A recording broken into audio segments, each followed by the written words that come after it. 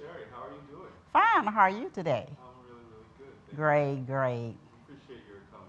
Yes, and thank you for inviting me to Sure. have me today. I'll try not to move so much.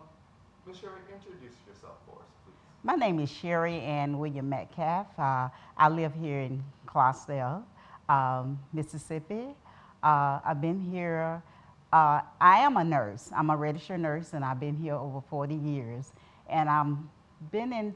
Also, I've been working at the hospital 40 plus years.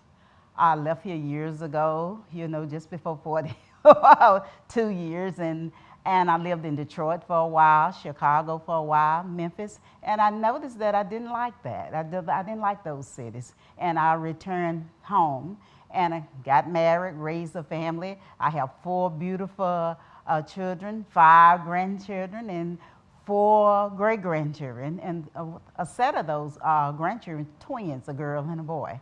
And I just love Clarksdale. And I thought maybe, back then I didn't have much to do as a housewife, just seeing after the kids. And I felt that I needed to do something else. I needed another income in the family. And I wanted to do something that would benefit my family and plus help my community. And with all the love my mama gave me, the children, my sister and brothers, as we were growing up, she was always had that caring compassion. And she taught me, and she taught us, the care for others. And at one time, I wanted to write songs and be a blues singer, but, it's kind of faded away after a while because, I just didn't think that would help people that really need to be helped because I felt like if I became a nurse or a doctor or a teacher, that would really, I can impact others. And as becoming an RN, I think I have, impacted a lot of lives over the years. And I'm very proud of my family. My mom's still living. She's here. She's 88 years old. My aunt is 86 years old. And I just thank him and thank the Lord for giving me, grace and mercy for this long to be with my parents, and it's a blessing to me. And I like Clarksdale because, I know a lot of things that should, going on right now in Clarksdale that some of us could make a difference. And I'm so proud of some of the nurses, the practitioners in the community. I'm very proud of those practitioners. And I wish that we would have more in this community. I think that's a wonderful introduction, and you've done so much that it's a lot of people I've known have left Clarksdale, right? Like they've gone away. They didn't see a benefit to staying. That's what people do really in small towns, right? They grow up, they move to go somewhere else and to do something else. But not oftentimes do people return, and you've returned. Why did you return? I think if I returned because of my parents was here, and I wanted to be around my parents. I wanted to be around them as long as I could, could be here in Clarksdale. I wanted it, like I said earlier, I wanted to make a difference, and I wanted to raise my family here because in other cities, one of my daughters was born in Detroit, and I didn't think that was a good, atmosphere environment for her to be raised there. And I just chose my husband. We chose to relocate here, and once we relocated here, he, got a good job here, Wonder Bread, and I just was so blessed, and we were blessed for him to, to work at Wonder Bread. And I always remember the aroma from the bread, you can smell it all down the street. I always thought it was cookies or cakes, but I found out later when he started working there, oh, we don't make that there. We make bread there. I thought it was the cookies, a cake or something to make it, because I love the coconut cake. I just love dessert, sweets. And I always thought, it was cookies. I found out later that he was one of the bread makers, the dough, he always called it with the dough makers. And I would love that, the smell of the bread. And, that was one reason. And plus his family was here too. And we really didn't want to raise our kids in a large city. And, it's not all about the money. is what you make of it. You know, what you make of it. It's the caring, compassion, the love, the godly spirit here. You know what I like? I like the old school, the old parents. You know, I just love to be around someone 90 years old. I have a friend like 92 years old, and she can tell you a lot of stories. And I remember those stories from my father when he was living. Thank you. I Thank you. do feel that type of old school spirit here in Clarksdale. When I hear people say say they visited Clarksdale, they're always like, "It's so nice. Like the people are so nice, right?" That's what makes this place special, I think.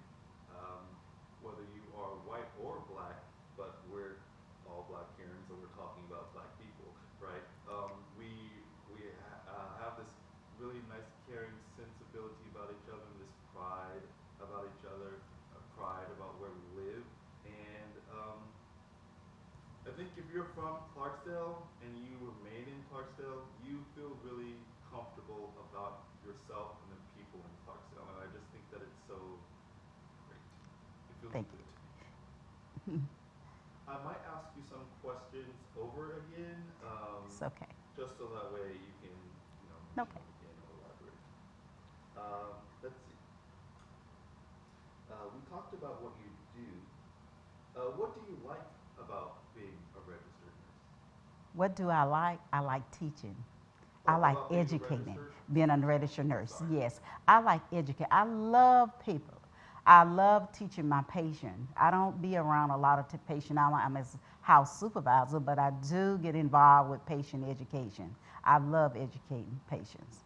And I just love that spirit, just being there for them. You know, I can recall years ago, my second child was born in Chicago. You know, there was something missing at that time. Or the compassion wasn't there, the love wasn't there. I didn't see that in nurses like I see the baby boomers. You know, we talk about it's all about the money. No, it's not about the money. You know, I don't say it's all about the money. Oh, you want to get paid good, but still, you have to care about your patient. You have to care about people around you. And that is a good thing to do here in Clarksdale. It's a lot of love here, a lot of spiritual, old spiritual here in Clarksdale, too. I just love it. I love it.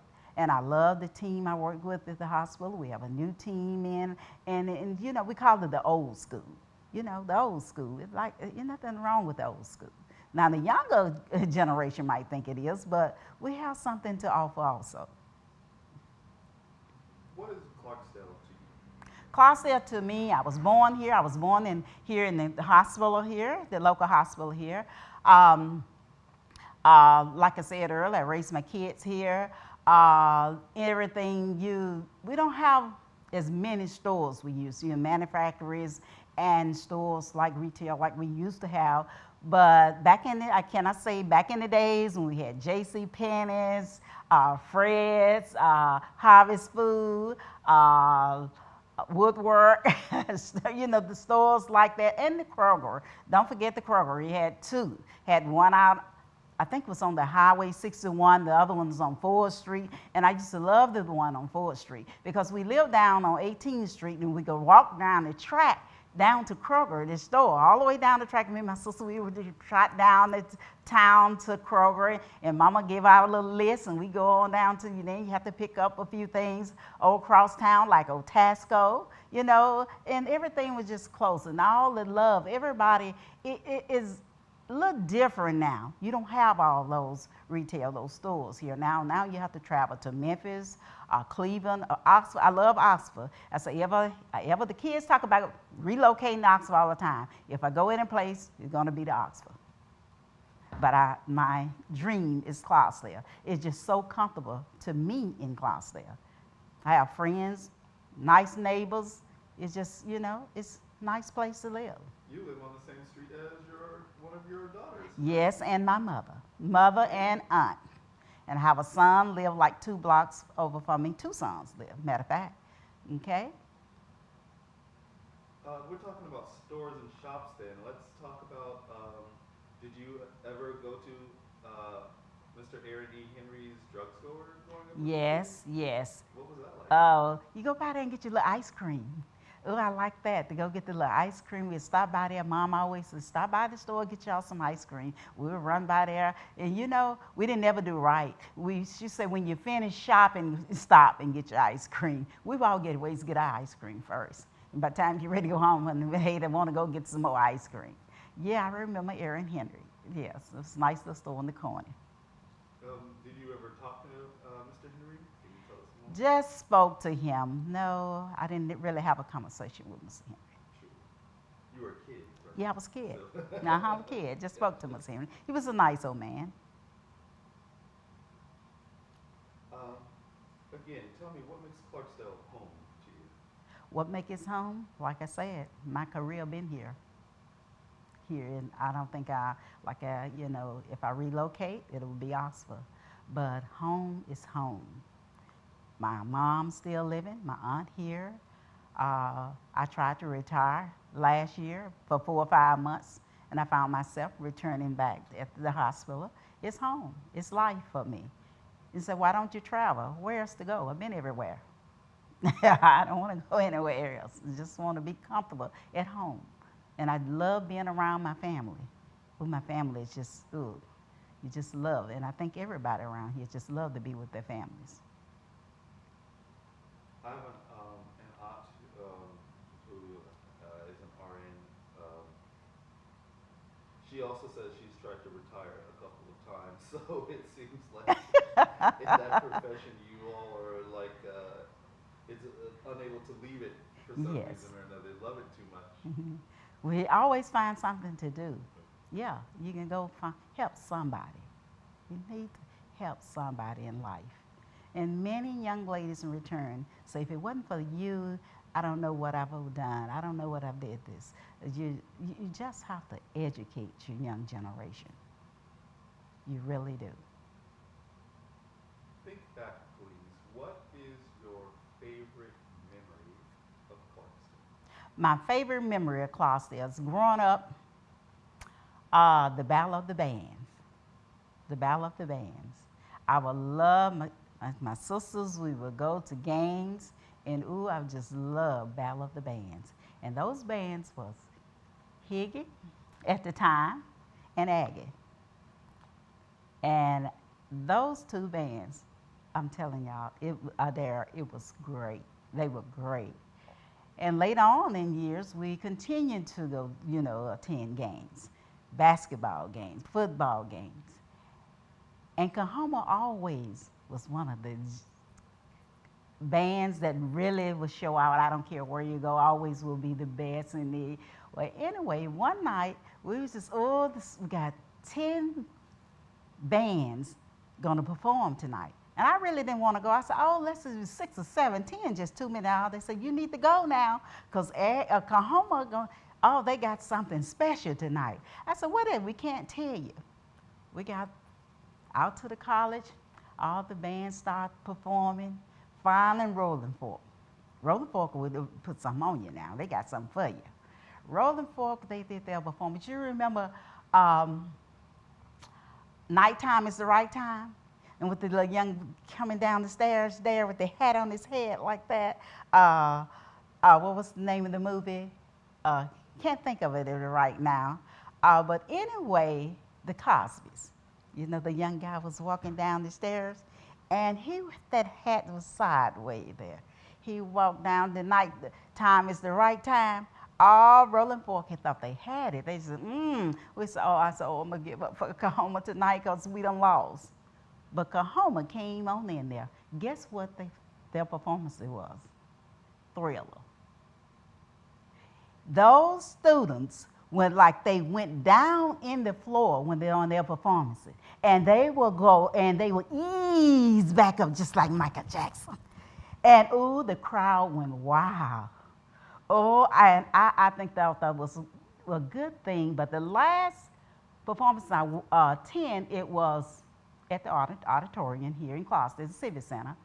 And it was some shooting going on that night, and I haven't been to another event since. on the Battle of the Band. But back then, we used to, my sister and I, we loved to go to Battle of the Bands. Yes, I just love that. And we also would love to go to this little place, the Dip. It was on Sunflower. But you have to attend church on Sunday. And Mom would allow us to go to the Dip, where you go and dance, have fun on Sunday evening after you've been to church. But we'll go to the Dip. I can't think of anything else right now. And we also, the movies, we went to New Roxy. Yeah, I remember a couple of movies like Sheriff and Pam Grier. I can't think of the name of the movie Pam Grier was in. And Coffee, that's what, yeah, it was in 74, 75, something like that. Yeah, that was it, Coffee. And Superfly.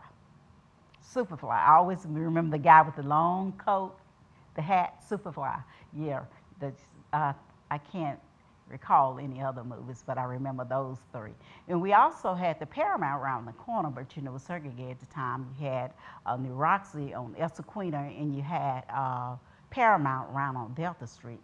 And we had a drive-in theater down 61. And I think I probably went there maybe a couple of times where it was a little different. You drive up and put your money in the little machine and whatever in the movie. Yeah, but that was great. Had a good life here in Clarksdale, and I'm just enjoying life now with my family and friends. And another thing I like to share with you about New Roxy, we had this, I don't know if she was worked with the police department, Miss Bobby. That's all I remember about her, Miss Bobby. Can't recall her last name, but she was something like a security guard or a policeman. She had this long blue skirt, a black skirt, and this little neat, like a army person, neat blouse, and she was kind of stocky, but she was neat, just a neat old lady. And she carried nightstick in her hand all the time. And you didn't hear anything from anybody when Miss Bobby was around. Everybody was quiet. Even in the movies, theater, you could hear anything. If you heard anything, it was the movie. No, I think everybody was a little fearful to say anything when Miss Bobby around. And you were walking up to I can recall some of the time you walking towards the movie. Miss Bobby was around, everybody like, you didn't hear anything. And I think if we have more people now like Miss Bobby, it would be a better world, a better Clarksdale. I'm going to ask you to go back a second. I do want to talk about Miss Bobby, so please remind me to talk about her. But explain for people who don't know at home, who don't know at home, what the Battle of the Bands is. Like, why is it important? What was it exactly? Why was this the Battle of the Band was important? Yeah, I guess it was just why it was important to me. Yeah, I like music. I like music. Yeah, that's one reason why. We go there the Battle of the Band because we always like music and dancing at the time. No more of that right now, but I always loved music, good music. And Battle of the Band really was something I would love to, we could bring that back now for students, for the community. That'll be a good thing to bring back Battle of the Bands. Battle of the Bands was between schools? Yes, between schools. It was between schools. And some of those schools was like Tallahatchie County, Quitman County, Bolivar County, and, surrounding counties here, the schools from those counties. They all came to Clarksdale to perform. And in the big civic center, we have this group here, this group here, this group. You didn't see any fighting, you didn't see anything, nothing but togetherness and just people having fun. That sounds great. Yeah, so we can go on to Miss Bobby and let's, what do you know about her as a person? Do you know anything about her as a person? My dad says that she was like super strict. Yes. You did not make a noise in there like you were saying because she would take care of you. She'd throw you out. She'd tell your mama, right? All of that stuff. What was Miss Bobby's? She was just like Miss Bobby to me was just like old sergeant or someone from the army, a captain or something that she demands. She want to respect, and you respect Miss Bobby, and you respect each other. You didn't no noise at all. You didn't disrespect anybody. I don't know if she really used that nightstick or not, but because when she walked up, that was it. If you was had a conversation going on with someone else, that conversation stopped. It stopped because I don't know if we was afraid of Miss Bobby, but she meant no noise, no nothing. You're gonna be you should be sitting over there, and that's where you're supposed to be. This type person she was, and I think she was there for discipline. I don't know if she was. I really don't know if she was a policeman or security at the time. To me, she was someone that you're gonna respect, and you didn't have to worry about anybody when Miss Bobby was around. No fighting, no shooting, although we didn't shoot back then. It might be a fight every once in a while, but no disturbance at all when Miss Bobby was there. I didn't know her where she lived. I didn't know anything about her. All I know is to me, she was a policeman or she was a security guard, and she did her job. She was wonderful with security. Um, we interviewed another person, and they were also talking about how like just discipline of children, and nobody's saying anything like spanking your children or anything like that. Just teaching children more respect for not just elders, but for the place that they're in, their environment, right? It seemed like Miss Bobby was happy to take on that role. She thought it was important to take on that role. Perhaps seeing black kids in an area, she was like, well, they need a little bit of discipline, somebody to watch over them and tell them, you're not doing right. And the person we interviewed was like, we kind of need that back again. I agree. I agree. If we get several Miss Bobbies, we just can't get one Miss Bobby. We got to have several. I think it's a little too far out of hand right now with our. I hate to say sometimes younger generation, but but it is. It's the younger generation. What are we teaching? I have a son that teach here in the school system. He comes home and oh, mom, I got a head of this. I can't get this done. I can't. The kids, no respect at all. And I said, well, do you have get the parents involved? Yes, ma'am, mom. But when they 30 years old, 32 years old, they don't. Some of them don't understand. I said, we need some type of classes. These schools. I don't know if it will work or not, but we can at least try. We can get some retired educators and nurses to be at these local schools to kind of help out. It don't have to be a nurse, don't have to be an educator, but someone that can gain that relationship with the parent and that child. It's not going to work. Is what they're doing now is not working. What we see now is not working, and you hate to see your kids involved in this type of behavior.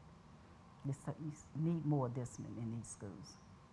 It reminds me that it makes me think that you don't need a police presence necessarily.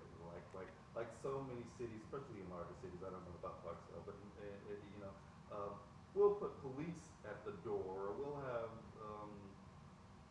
the metal detectors at the door, and we'll say that should scare them off.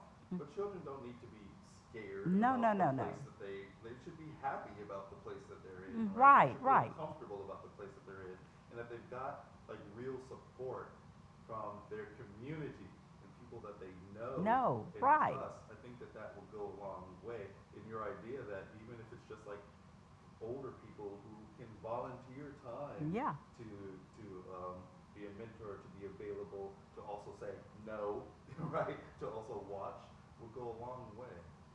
Yeah. Yeah, that's good there, but I also noticed another thing too. As being a nurse, I have met young guys that's game, uh, and I will go in. I said, let me go and just talk to them for a few minutes. And I will go in. I have had young guys tell me, men to tell me, I don't care about dying.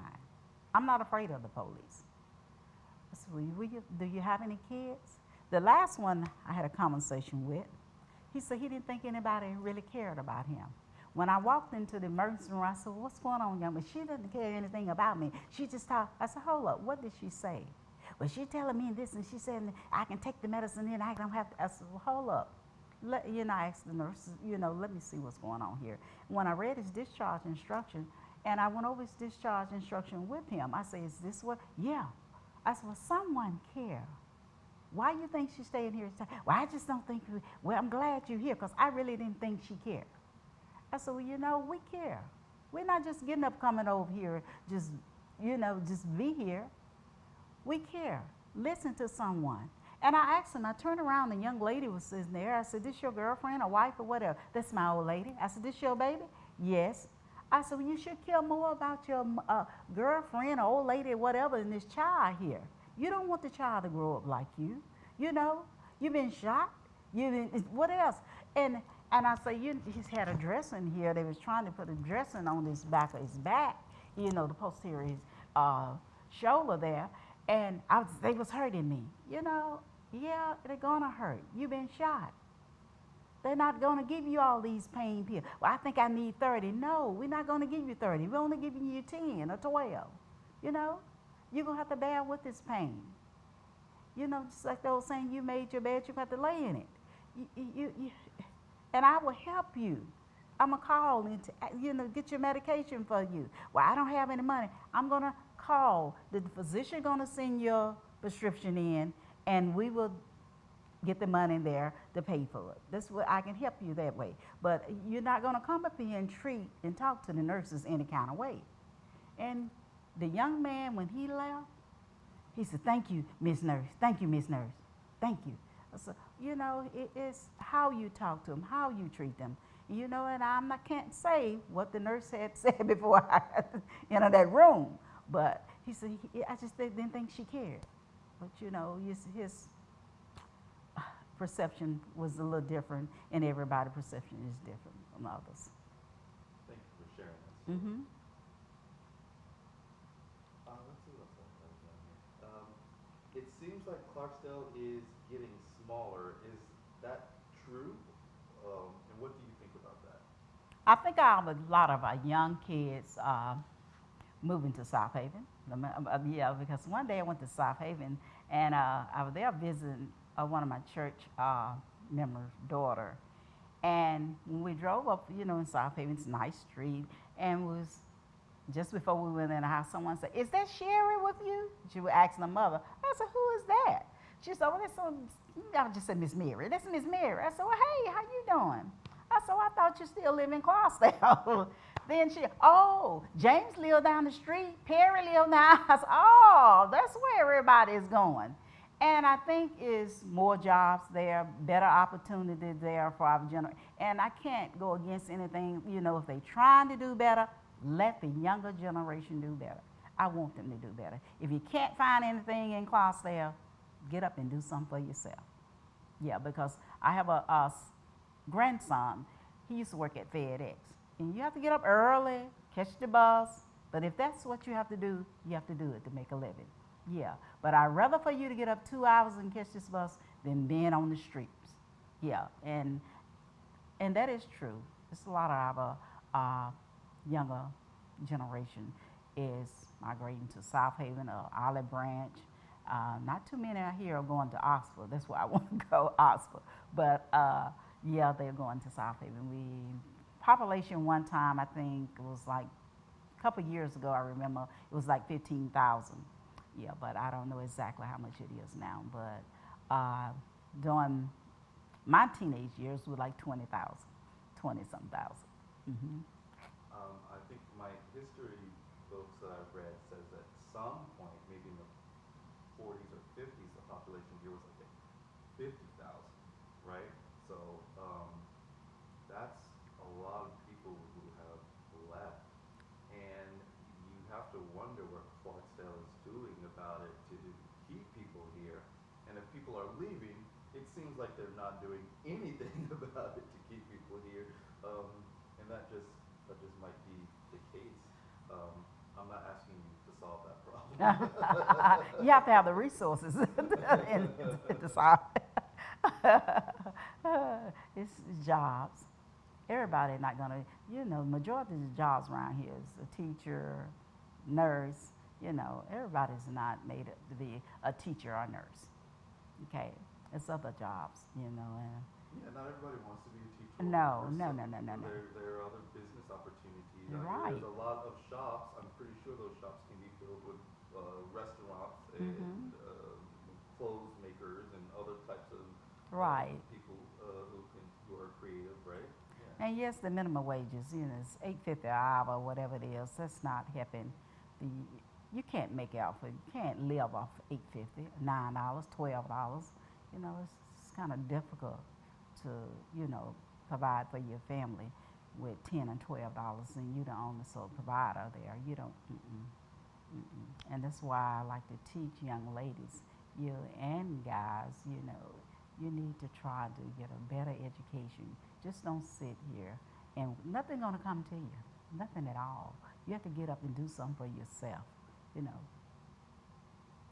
make yourself proud. You can interject if you have a question, but I got it. What was it like growing up here as a child? I had a lot of wonderful days as a child. Had some struggles. No one life been perfect, you know. But I overcome those obstacles myself by doing the things I like. You know, I wanted to be a nurse, and that's what I went on and finished school. I got a master in um, leadership and administration, health administration, and I love what I do. And just like you say, as a child, you have to think about what you want in life. What do you want? Marrying early in life, kids. You wanted something better for your kids than you did.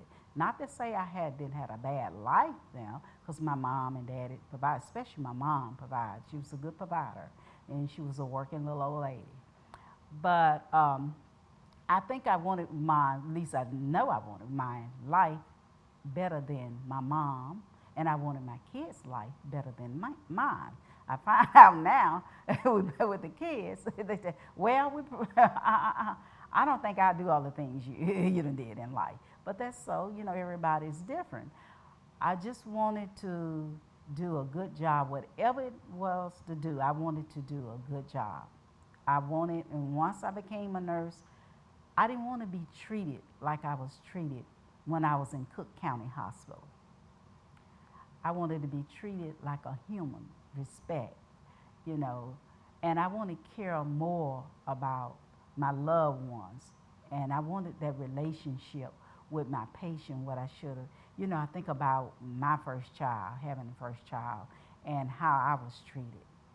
And, I don't want to use the term as looked down on, but that's what it was. You're in this big hospital, nobody to help you. Mom here in Mississippi, and my mom said, I need to come there now.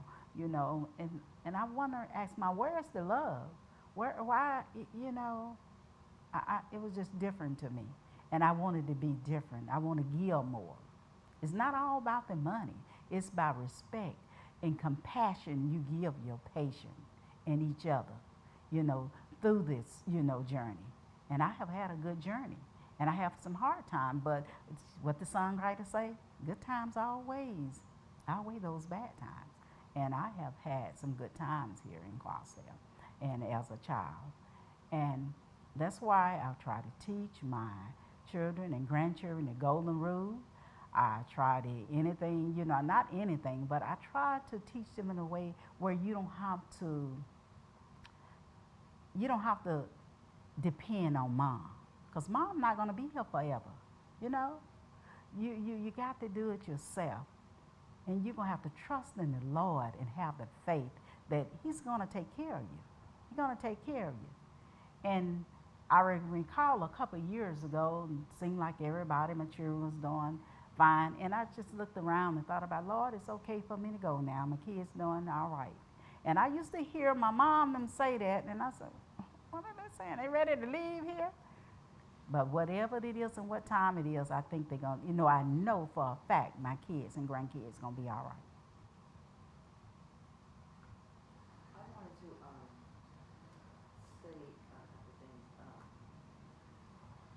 when his father joined the military and we left and we came back, I used to get into so many arguments with white people because I felt like I was being disrespected as a human being, as a black woman, as a woman. And my thing is, or was, still is, that I'm giving you my money, treat me better. Right, Because I don't have to give you my money. right. And so with that, a lot of places I won't be a repeat, or I may even walk out, you know. So being back in Clarksdale this time, I feel calmer, easier, and I feel like people are treating me better.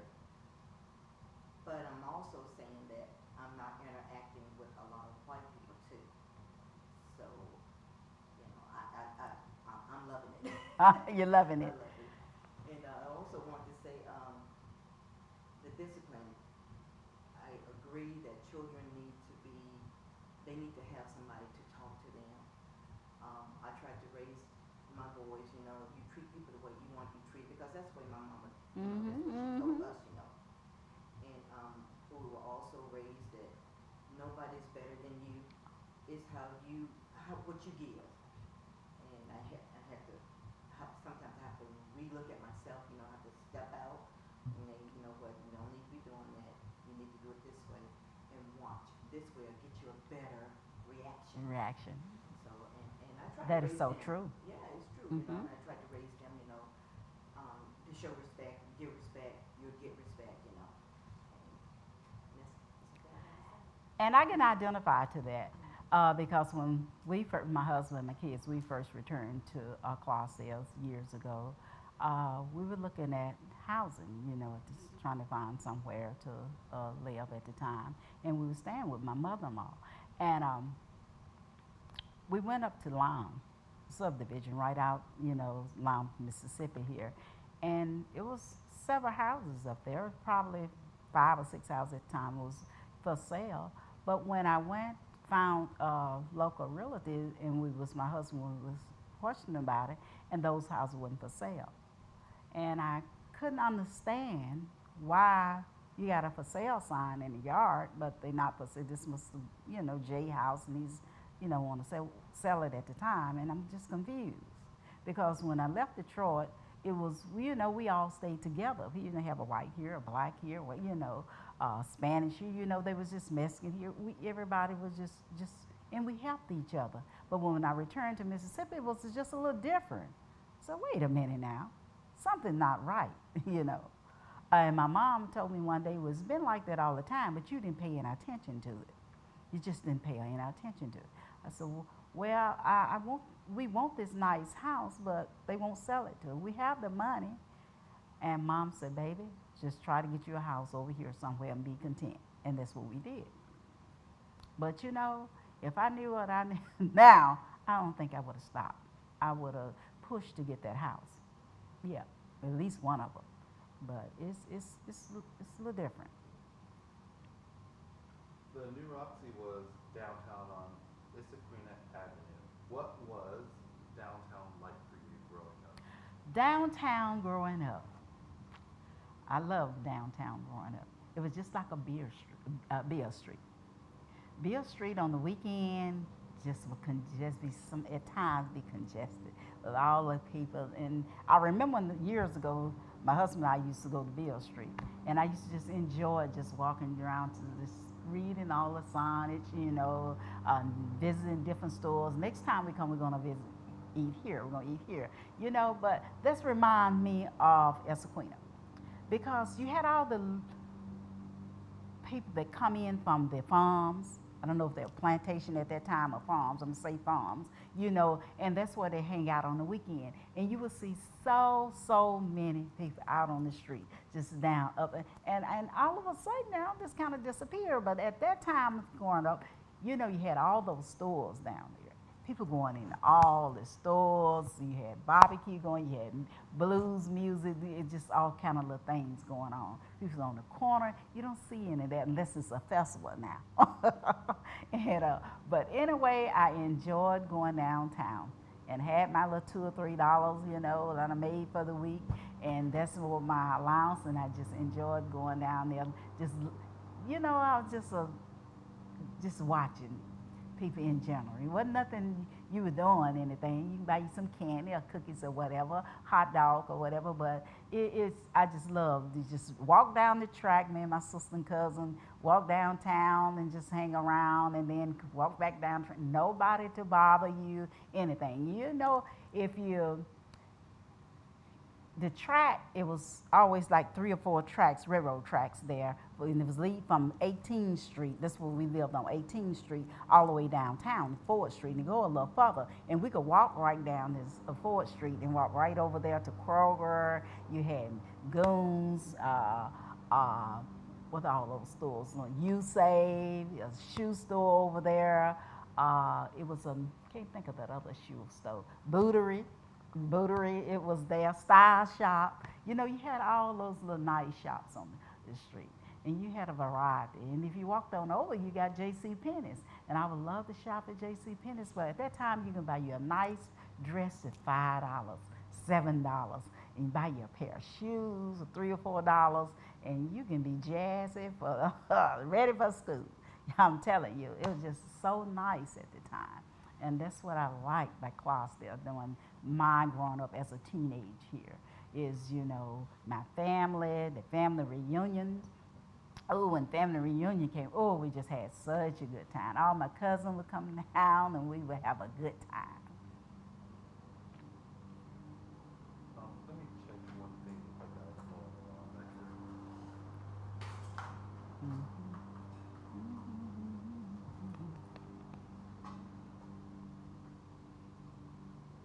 Why did you go to the new Roxy? Why did I go? I guess it's the movies, just to be going to New Roxy. And Mama allowed us to go. Crime wasn't bad. Something for the kids. I was a good kid. We all was good kids, my sister and brother. And we would go to, she allowed us to go down. I think it was like 75 cents or $1 to go. And we save our little $1 to go to New Roxy on the weekend. Then we still had a little change to buy popcorn. And I would love to mix the M&Ms with my popcorn. And we just would have a good time. And that was the reason. I didn't go to many movies, but the 3 or 4 that I did go to, like Sheriff, Richard Roundtree, Pam Grier, Superfly. Let me see, can I think any? I can't recall any others right now. But there was good movies. But it's something you never seen before. You go to a movie. Why did you go only 3 or 4 times? Was it money or was it something else? Were you not that interested or what was it? I think after that, I left here, went to Detroit. Mm-hmm. When you first went to the new Roxy, was it segregated? Yeah, it was only black, just only black there. I can't recall any Caucasian there or any other nationality, but it was only black. And the Paramount was right around the corner, I think. The Paramount. And then, like I said earlier, and then we had the drive-in down 6-1. Yeah, it was on. Can you tell me more about the difference between the Paramount and the new Roxy, and why you went to the new Roxy? New Roxy was black. And I can't say, if it's black only, I can't remember that, saying that terminology, but I know it's black there. And I remember the white was around the corner, downtown. Did you ever go to the Paramount? No, never went to the Paramount. Was there like a rule, don't go to the Paramount? Well, it was understanding to me. That's what they used. The black was here and the white were there. I don't know if I thought anything else different about it at the time. My knowledge base. I just probably didn't think anything else about it. I can understand that. My aunt was telling me that she had went there maybe like once, and had to enter through the back, and the service was awful to black people, and she's like Mom is saying, you don't give money to people who are treating you poorly. Right, right. And even as a kid, you can learn that lesson early on. Mhm. And so my aunt was like, yeah, we went there once, weren't appreciated. So you go to the new Roxy where you can Mhm. be You can, appreciated. right. And another thing too, I noticed when I returned here that I took my child to the doctor's office, and I think he had a temp at the time, and I noticed on one side, you know, I just walked in and signed. I didn't know we had black over here and white over here, and that was with one of our local pediatrician at the time, and I didn't know. I was just sitting over here with, you know, white. I didn't know, and I was, this is what I'm used to. But I didn't know until I left and someone said something to me, not negative. That they said, "Oh, just been sitting on." I said, "Why should I sit on the other side?" You know. They said, "Well, you see the black over here." I said, I don't understand that. My baby's sick, and I don't have time for black here and white here. We all should be treated as one. You know, I can recall that clearly, clearly. Thank you for sharing Mhm. that. So, what are your thoughts on segregation, and how did you deal with discrimination as a child or growing up here? Growing up as a child with discrimination, I think, well, my feeling, I, we did, my family did whatever my mom and dad had said to do, you know. If someone say something to you about blah, blah, blah, keep your mouth closed and you come straight home, and we would deal with that, you know. Certain places, I heard that you couldn't enter, but I never experienced, I can say a lot of them, maybe two or three as growing up. But after I became an adult, I had some little issues with things. But as a child, it was a little different because my mom and dad, when we stayed close with them, and they would teach us what to say and what not to say. If you have an issue with this, you bring it to me. If someone says something to you, make you feel different or feel like they embarrass you, you let us know. You know, but I have had things. I remember one day, um, I was helping this lady. She was a Caucasian. We left in her, and I had went over to her house. She had asked me to come over to help us with a lady that mom had knew in the past, and I went over to help her clean her house, and she picked me up at 6 and brought me home at 6 that afternoon. And she only paid me $5. $5. And I couldn't understand that. And I told my mom, I said, I'm not trying to be smart or anything, but I am really tired. And she only gave me $5 from 6 this morning to 6 this evening. And she gave me one chicken wing to eat and some mixed vegetables. You know, I said, I can't live like that. I got to do something in my life. I don't want to go through these changes. And mom said, it's all right, baby, it's all right. I said, I don't, I didn't want to disagree with my mom, but my thinking, no, no, no, no, this is not all right. For $5 from 6 to 6, no, I would not do that again. And and the next time she called, I told mom I cried not to go. Mom said, no, you don't have to go. You don't have to go. I'm not going to allow her to work you like that. But see, I said, no, no, no, no. I can't do that. I think the little things there that was in my life that affected me some, but I didn't let it bother me because I had some good, strong parents. And my mom, shoot, my mama didn't take it. My daddy was a little quiet. You say, oh, baby, listen. No, mama, no, no, no, no, no. Don't sit here. We have girls. We have 6 girls. And they're not going to do and go through things like we did. No, no, I'm not going to take this. Mm-mm. My mama seemed to be stronger than my father was. Mom, she didn't take any mess. And she made sure that she always would say, years ago when we stayed in the rural area, she would say, I'm going to make sure my children finish school. My dad was all about if you had a high school diploma, that was all right. My mom said, oh, no, not with me. My kids going to school, I'm going to make sure that they get a good education because I don't want them to come up like I had to come up. And I thank her for that. Love that old lady. So was your mother and father both from Clarksdale? Or were they No. My daddy was originally from Yazoo City, and my mom was from Clarksdale. Okay. Yeah. I recall whenever I was down here, like just being this understanding about where I could go and where I could not, and it wasn't. It was really just like I know my areas where I feel comfortable and where I feel like I belong, and I'm happy to stay in those areas.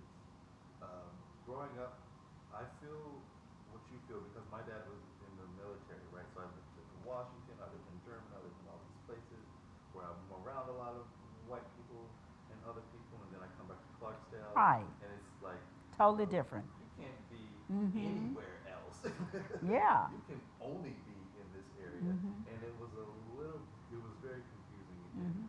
tough for me to get an understanding of. But I also felt that when I was within my spaces, um, I was always Comfortable my in your spaces, spaces. right? And just like I'm the same way. When I was like from the round yard, when I get in the round yard, I'm comfortable in this space. But when I'm go over into the other side of town, West Clark, I didn't feel so comfortable there, and that's why I was used to Detroit. Everybody together, and when you return here and everything's different, why I have to do this? Why I have to do this? You're 21, 22 years old, and that's hard to accept. That's hard to accept when you got kids. And I said, no, I can't continue to live like this. I got to get education and move on. The New Roxy Theater, I think, and this is like the point of the documentary, is that the New Roxy Theater was a place like that. It was a safe space for Mhm. black Mhm. kids. Black kids is okay. You can't go. You want to go watch. It's a simple thing. Going to watch a movie, right? Should be something. It's fantasy. We should all Mhm. just be able to go and Go watch and right, just right. enjoy a fantasy, right? But no, even at the Paramount, there are rules to make you unwelcome and watching a fantasy, for goodness sakes. But go to the New Roxy, be with your own people. Hey, guess what? I am with my own people, and you think that you're hurting me, but you're not. Not hurting me. I'm enjoying this space with my Mhm. people. Mhm. You're so comfortable there in the spaces. And another thing I like to share with you, I noticed back uh, during my teenage years when I knew Roxy, that now I see you go to the movie, you see paper, candy, and things just laying around, someone cleaning it up. With Miss Bobby, you didn't see all of that paper and and trash everywhere, cause she'll say, "Hey, look here, little girl, get on and get that up." We start picking up things and getting trashed up before we left that movie. You didn't mess up anything around at that time. And I see kids now, they just throw it out the car, through the window. What are we doing? What are we raising? You pampers. Why are you throwing a pamper out in the street? It just, it's different. It's No different.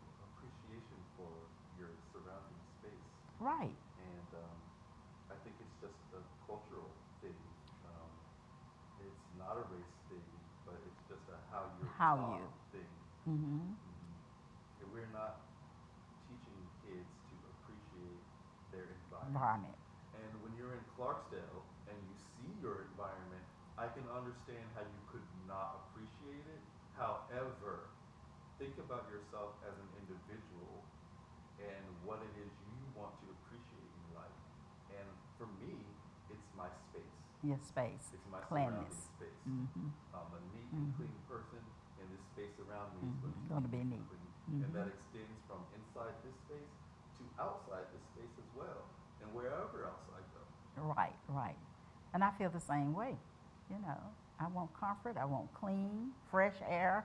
You know, you think about in nursing, you want fresh air, oxygen always first.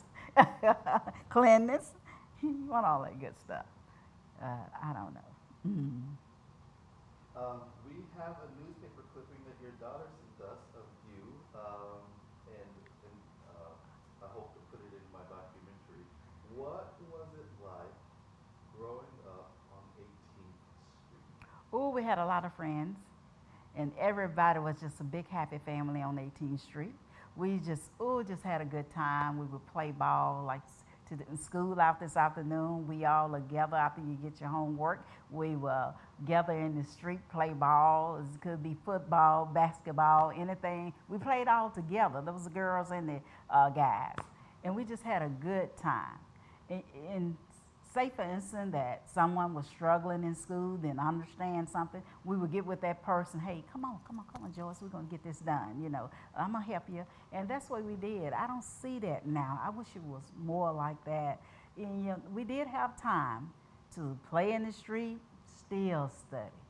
When we knew someone was struggling with algebra, we were there to help them. We was just, but I loved 18th Street. And I can tell you, look, everybody on 18th Street. Not You many of, everybody. yeah, everybody on 18th Street. So, it says that you wrote 3 songs, Two. 2 songs? Hmm. Oh, are we able to find them anywhere? I don't know. I did have a copy of them years ago, but a house burned years later, and I thought about it, and I really, you know, uh, that was my dream. I thought it was my dream, and I was going to say, well, I'm a nurse now. I had a good life and a good career. I still write at times, you know, and write little things, and uh, but I don't pursue any of it. It's just, and I know probably one day my kids tell me, you're going to wait till you dead and gone, then somebody going to get them, blah, blah. You know, I said, it's okay. It was just my feeling and thoughts at the time. And with the songs, you know, like I said earlier, love blues at the time, young, nothing else to do is just listen to WDIE on the weekend, and on Sundays now, that was on Saturdays to WDIE, and blue was on Sundays was gospel. And um, I wrote those songs when I was in Detroit. And it's my feeling at the time was, you know, when I did return home, was I'm going to be back home to stay. That was one of the titles, one of the songs. And the Street Corner Girl, that was a little different. You might be thinking it's a little kinky, but no, it's not. It was where this young girl used to stand on State Street, waiting on the bus on their way to work each morning. And I was look out the window and look at these young girls, you know, standing there in the snow, cold, rain, or whatever, and on this corner. And that's what the song was all about. Of just trying to make it in life for their kids, for themselves or whatever. And that's what that was about. It wasn't anything, no street, anything kinky, anything. Because someone asked me about, you wrote something like that? I said, no, it's not what you think, you know. It was a nice song, and it was more gospel was in the song, you know, thanking the Lord that you know, got me up this morning on my way here in the cold, trying to make it for me myself. It was something like what the guy named Mayfield. It was something like that. Ghetto something he said, but it was Curtis Mayfield. It was something a similar song to Curtis Mayfield. Now that's what that was all about. But when my husband got laid off from Ford Motor Company, and I started writing at that time, you know, back home to stay, and we returned here, and been here ever since. You know, traveled many places and been here ever since.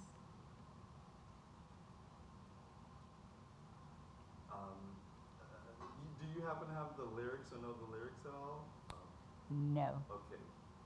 I don't have the lyrics. We could get Yes. someone to perform that for you. That would be amazing. Yeah, they had, excuse me, they put it in on a 45. It was on a 45, and all that got burned in the house. And I didn't pursue, try to get it after that, try to get a copy of it. I think about it at times, and, you know, the kids say, why don't you try to do this? Why don't you try to do that? Because, you know, you try to sing a little. I'm in the church choir, of course. Yeah, but I still write a little.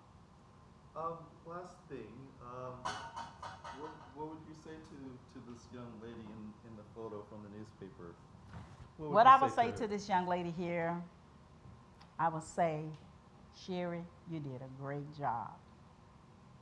Even after you didn't become an artist, after you decided to be a nurse for the last 40 years, my daughters always say, Mom, we are so proud of you.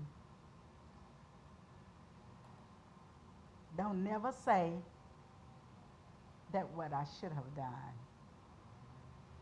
You raised 4 great children. I'm so proud of myself and I'm proud of my children. I don't know what my life would have led as being a songwriter, blues songwriter. And actually, I was going to try to start off in blues and then try to migrate my way onto gospel. But maybe the Lord didn't want me to go that path. But He led me in the right direction, and that was to be a great nurse. And I thank the Lord for that. I'm so proud to be a nurse.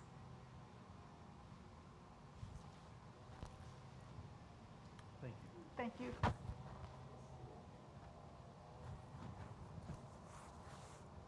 Okay, we're done, and I've made people cry. I didn't know you were going Good to. job, Daryl. I didn't know that. Sherry, you're awesome. I'm so proud. My daughter tell me all the time, I say, I was young, you had kids. Oh, please, You Mom, did you awesome. did good. Yeah, oh my goodness. They yeah. always, Beautiful children, beautiful family, they are, smart, they are real smart, I have to say it, they are so smart. and we are crazy about Tanya, and Oh, she's crazy yeah. about us. She sure is. I good, please. Oh, thank y'all. Oh, thank you. But yes, I wouldn't have thought you. I'm gonna take this mic off your hand, okay? Okay, please.